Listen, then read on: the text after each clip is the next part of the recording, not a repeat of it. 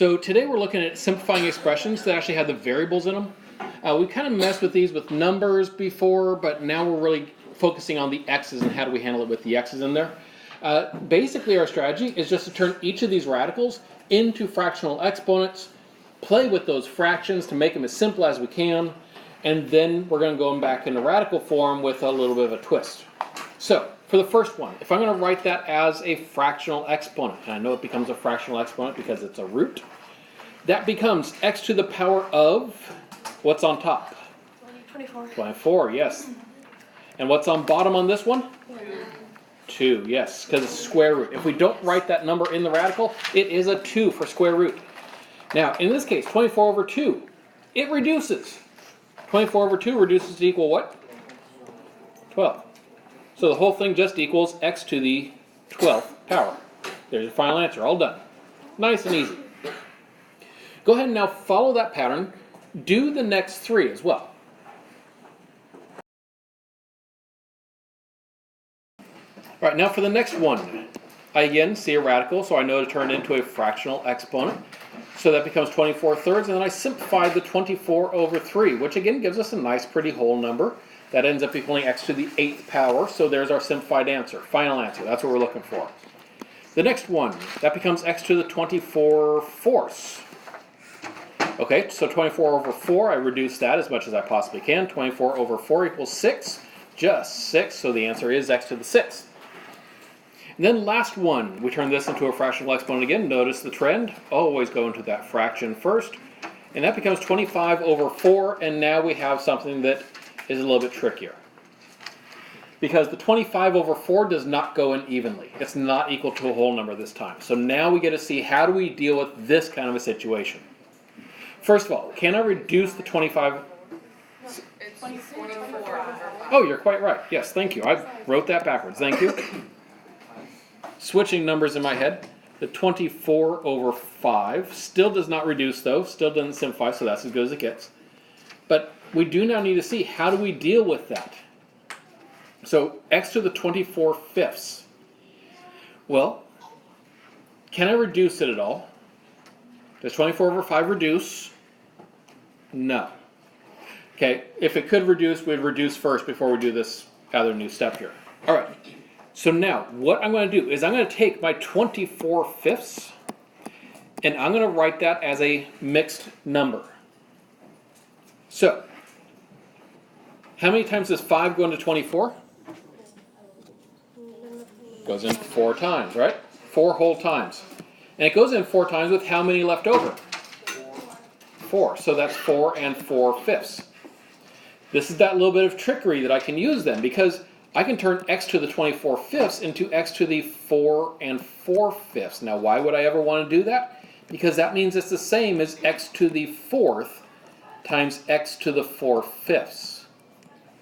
Notice I pulled out those 4 x's and left x to the 4 fifths, so then the x to the 4th stays in x to the 4th, and I turn x to the 4 fifths back into radical form.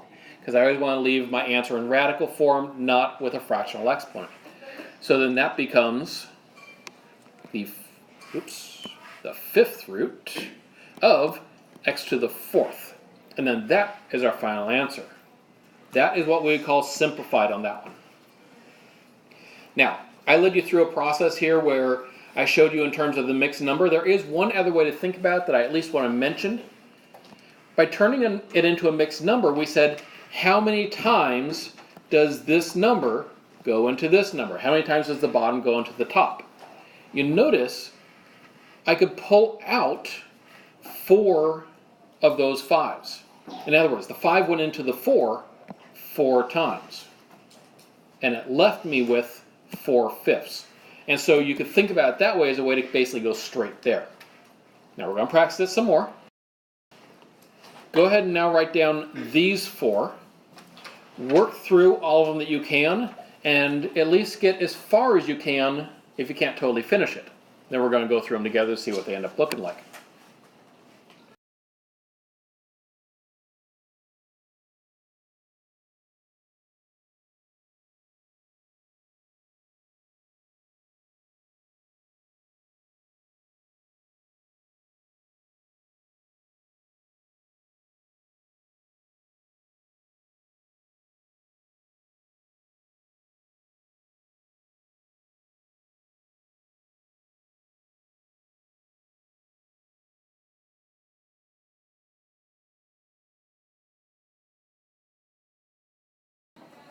There's our answer for our first one, so you can check and make sure you're on the right track.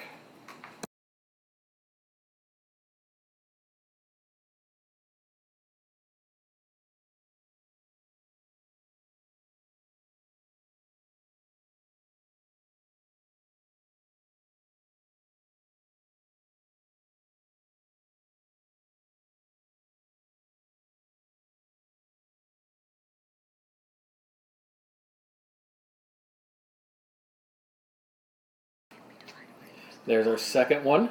You should get x to the fourth times the cube root of x squared.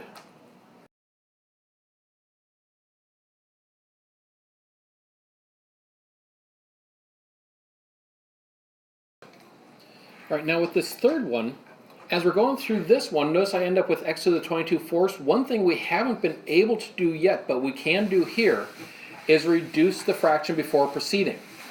22 fourths reduces. Notice I can divide both the top and the bottom by 2 here. So I'm going to do that because it makes everything else I do much easier.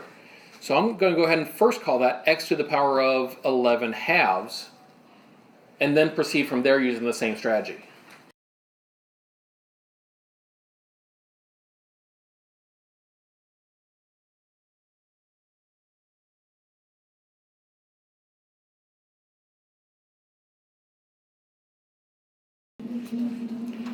All right, and then we go on to our last one there.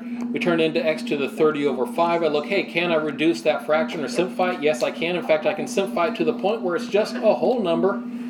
The answer is x to the 6. So that's what we're looking at as our final answer there, is just x to the 6th. Now, those being done, I'm going to take you on a little bit of a rabbit trail, a little bit of a longer explanation about why this works. Why are we turning them into these mixed numbers? And it's all because the process of turning it into a mixed number is exactly the same as another process that we really are doing behind the scenes. I am going to use this one as an example. So the cube root of x to the 14th. Really remember what x to the 14th means. It means I'm going to be multiplying 14 x's all together. So that's my x to the 14th. If I want to know what the cube root of that is, basically what I'm doing is I'm looking for anything I can take the cube root of. And I know I can take the cube root of x cubed, because remember the cube root of x cubed just equals x. Well, x cubed is a set of 3 x's in here. So here's a set of 3, a set of 3, a set of 3, and a set of 3. Notice basically what I'm doing there is I'm saying, how many times does 3 go into 14? The same thing we do in turning it into a mixed number. We're just saying how many of these sets can I pull out? And so you notice I can pull out 4 of those sets. So that means I have x outside 4 times.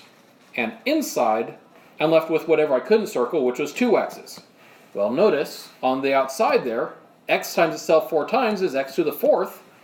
And on the inside, x times itself is x squared.